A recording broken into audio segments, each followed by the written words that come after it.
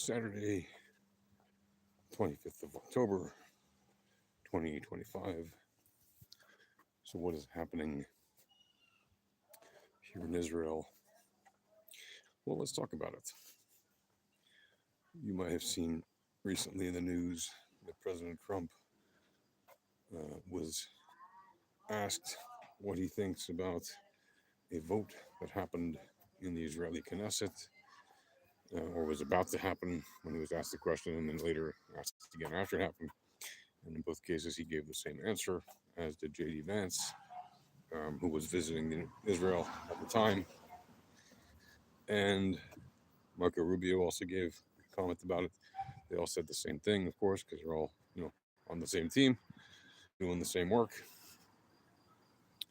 And the question was, what would the United States do about Israeli parliamentarian initiatives to annex the West Bank? To which, of course, the answer was by Trump, I will not allow it.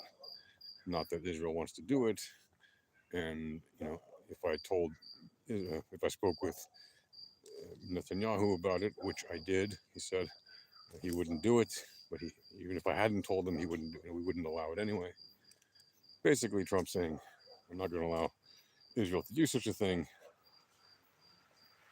And just so you know, the vote which happened, which passed in the Knesset, only passed because the people who actually don't like Benjamin Netanyahu and are typically against such a move are the very people who voted for it.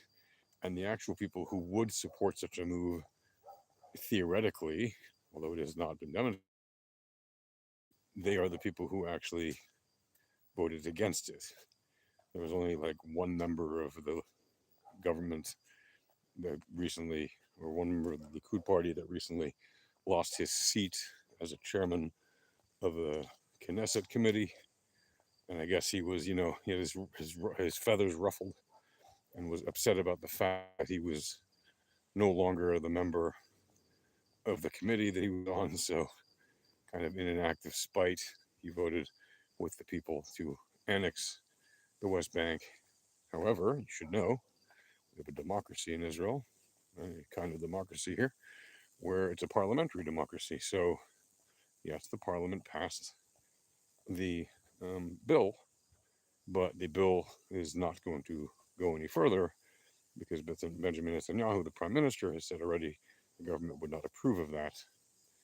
Right. So, regardless of the fact that the Israeli Knesset, or the Israeli passed the bill, it still needs to be approved by the government, and it was not approved by the government, and it will not go any further than that.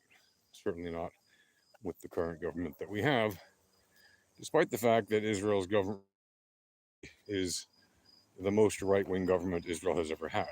Right? Even our most right-wing government that we've ever had realizes it would be a horrendously stupid deal to do something because of, obviously, the fact that we would lose support from our staunchest ally, and that's not something that we want to do because it is very important for Israel to maintain its relationship with the U.S. as well as other countries, but especially with the U.S. for obvious reasons, because the U.S. and Israel have very strong, tight strategic reasons to be allies, and so obviously the U.S.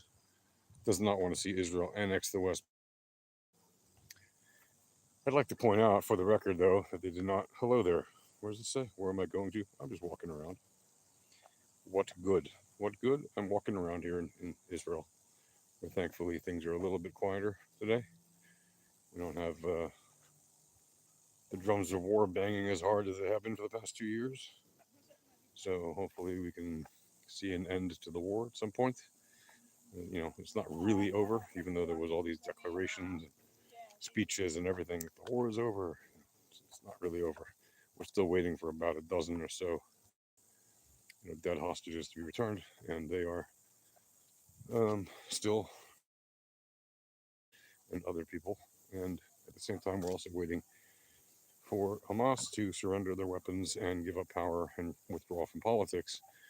And all of those things are things that Hamas has said that they flat out reject to do, even though they've signed on to the deal that requires them to do exactly that. So they are already in violation of the deal, not just for the reasons that have happened in the last couple of weeks with them, crossing the yellow line, as it's called, which is the Israeli line of control, and firing, RPGs at Israeli soldiers and killing a couple of Israeli soldiers, but also because of the fact that they flat out rejected anything beyond phase one of the deal, which is all about the return of hostages and the withdrawal of Israel to the yellow line, which has already happened, the return of the living hostages, but not the dead hostages. That's not fully done yet. And the release of 2,000 or so Palestinian prisoners from Israeli prisons, and they have already all been released. So Israel has literally held up every part, the end of their bargain in this stage, and we are currently waiting for the Palestinian Hamas to do the same, to live up their end of their bargain as well, and then move to phase two. They have to transition out of power, and this is something they should have already been doing for more than a week now.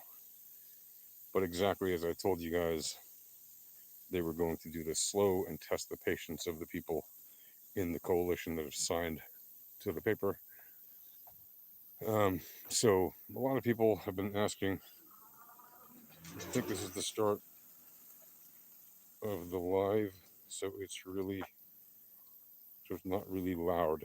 Can you guys not hear me? Can you not hear me? So a lot of people were wondering, is Trump back? Because he said that we can't annex Judea and Samaria, what people call the West Bank. You know, the answer is no. He's not backstabbing Israel. People are saying, oh no, now Israel has to be careful, or one wrong move and he'll backstab us. No, he's not going to backstab Israel based on this. Trump is an ardent supporter, a strong supporter of Israel. You can easily say he has been, in many ways, the strongest supporter of Israel of any American president. Maybe you could say Eisenhower, but Eisenhower didn't actually give us financial aid.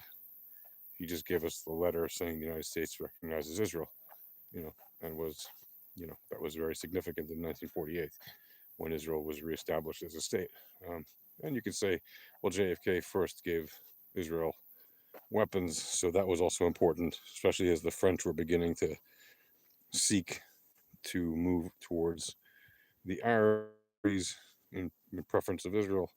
But remember, France was the strongest Israel ally from 1948 until now.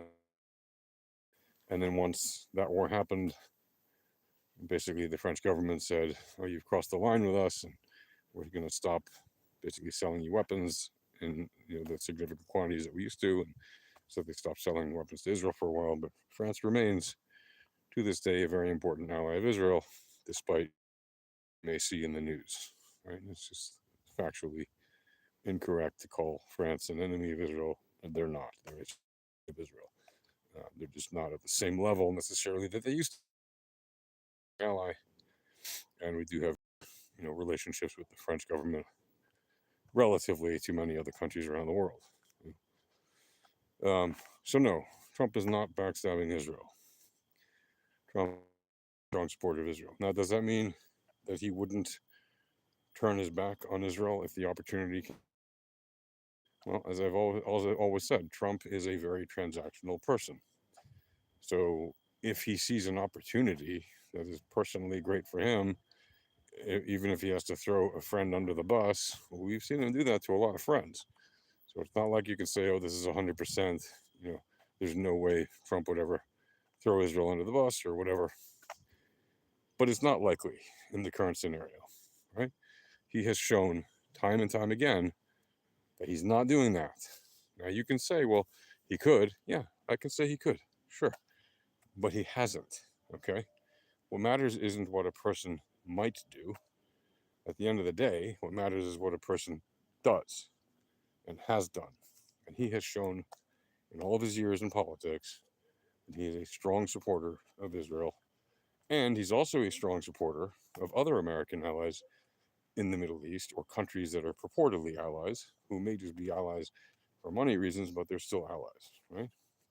So, namely, you know, Egypt, Jordan, Qatar, Saudi Arabia, the UAE, countries where there's a lot of, Kuwait, there's a lot of oil and gas money, or strategic reasons like Egypt for the US to continue their support of those nations and their relationship with those nations.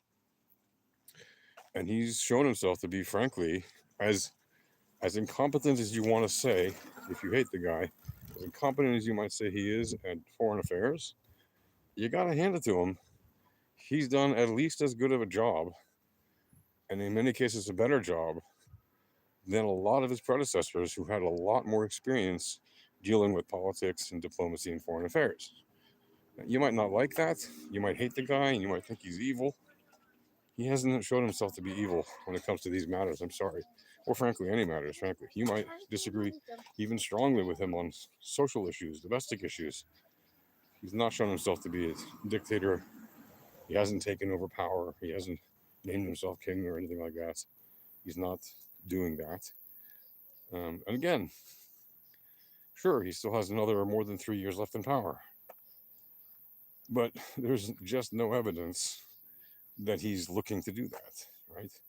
Now you can say to me, well, all these court cases he's filed against media and all these other things are certainly not in the spirit of free press and not in the spirit of the Constitution, and he's done all these things and the Supreme Court has given him free reign and immunity, etc. Maybe, but has he gone on a witch hunt and actually taken people from their houses and executed them summarily without trial? No. Has he grabbed people and thrown them into actual concentration camps?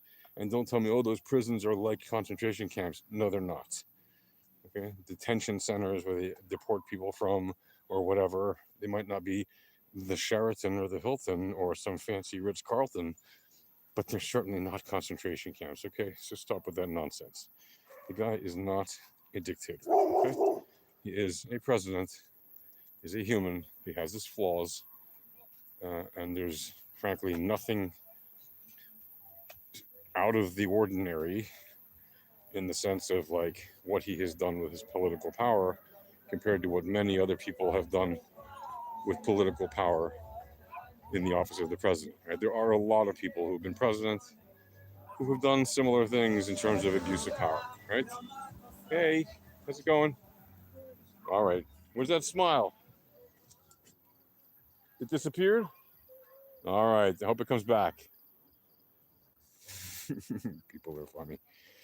Um, so Trump has not demonstrated that he is a dictator. Trump has not backstabbed Israel. Trump has done a lot of what he said he was going to do. Again, whether you like it or not, you might not like his policies, you might love his policies. You got to recognize that he has actually done many of the things he said he would do. It's just a fact, right? Like, if he had not, I would certainly be calling it out and saying as much. But he has. Right? He actually has done a lot of the things he said he would do. Right? Which isn't to say, oh, he's some saint or who's always perfect. No, he's a person. He's full of flaws, just like every other person. Okay, but that's to be at the same time honestly critical about him and honestly recognizing, crediting him for the good he's done. Has he done good? Absolutely, he's done good. To not acknowledge the good things he's done would be ridiculous, right? Because he has done good things. He did help stop the fighting between Hamas and Israel for the time being. Is it peace? Has he exaggerated the level of the cessation of violence on the Hamas? Yeah, he has exaggerated it. Absolutely. But is that exaggeration a bad thing when you consider the fact that there is a cessation of violence overall? Well, as someone living in the area who is sick and tired of the violence, I can say, I don't care. Those are words. What matters are the actions. The actions show that even though there still are infractions that violate a ceasefire. And I think Israel should take very strong actions against those violations. And we should not be waiting around to get permission to do so. The fact is, we do have less violence than we had even a week or two ago, right? And it is important to acknowledge that. And why is it important to acknowledge? We were living here with an active war for years that saw no end in bloody sight until his peace deal came around. His cessation of violence plan, right? And he did push that through. He made a lot of phone calls, put a lot of pressure on different people, did whatever he did. I don't even care if he was bribed to bribe people. I don't care. Lives are on the line. Hostages' lives were on the line. People's lives in Gaza were on the line. Not the Hamas people, but the other people. I could care less about the Hamas people. A bunch of terrorists, eliminate them all as far as I'm concerned, right? If they don't want to surrender. But he even offered them a way out, right? He said, if you put down your arms and you renounce violence, Israel will give you amnesty. And Israel agreed to it. And he told the other ones, if you want to just leave and not renounce violence, but you want to leave the Gaza Strip, leave. And Israel will not hunt you down. They'll grant you amnesty. And, for those crimes or whatever, we will not hunt you down for that. And Israel agreed to it, which means we are not hunting down the people who committed crimes before the ceasefire. Now, of course, anyone who has done since the ceasefire, man, it's open season on them. Okay. And there's a lot of people who've done a lot of terrible things since then. What am I talking about? I'm talking about the Palestinian Hamas terrorists who've been killing their opposition members in brutal summary executions in the public square, literally across Gaza in all the areas that they control. They've been wiping people out in order to demonstrate that they control the area again and to put fear into the hearts of people so that nobody will stand in opposition to them when it's time for them to actually give up power. Right? They want to ensure that they remain in power, even if it's through one of these organizations that they've created since the ceasefire, where they pretend to be a different organization, but they're just Hamas, wearing a different wig. That's all it is.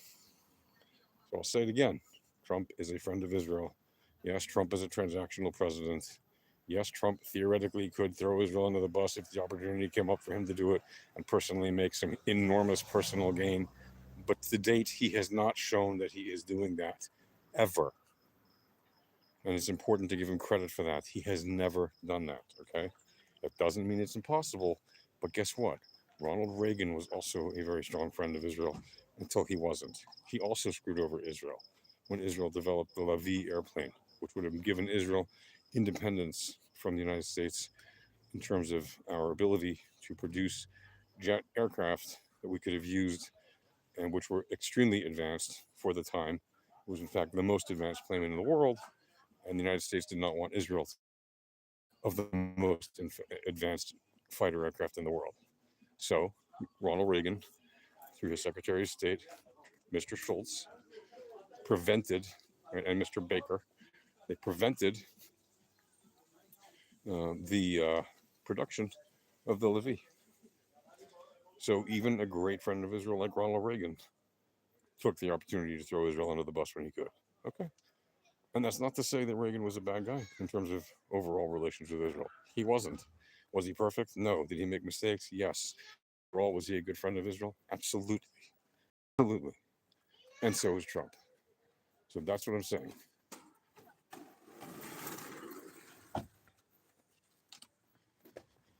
So it's important to recognize, Trump has done great things for Israel. And I'm not just embassy to Jerusalem, but by the way, that is a significant thing for which he will forever get credit, and deservedly so. The whole world was always saying, oh no, you can't move to Jerusalem. The embassy to Jerusalem, if the U.S. embassy in Jerusalem, it's going to open the gates of hell. You're going to get a third world war. None of that happened. It was a peaceful event. If there were any protests, do you even remember where they were? I'm not going to tell you. Or where they were, if there were any. You probably need to Google it, don't you? I know the answer because I know the stuff inside out. But I'm not going to tell you because you should do some research.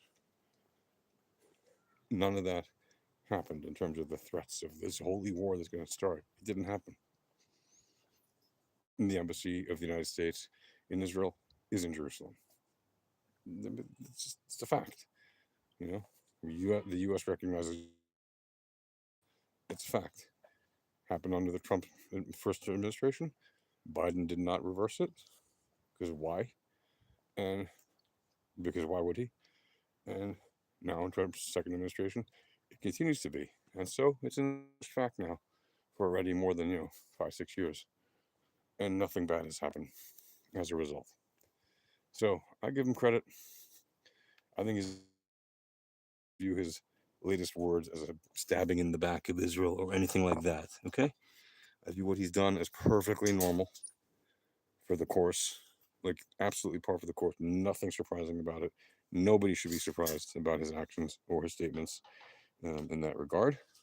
And frankly, I thank him for his support. I really do, from the bottom of my heart. And I'm saying that as a person who didn't even vote for him. Okay,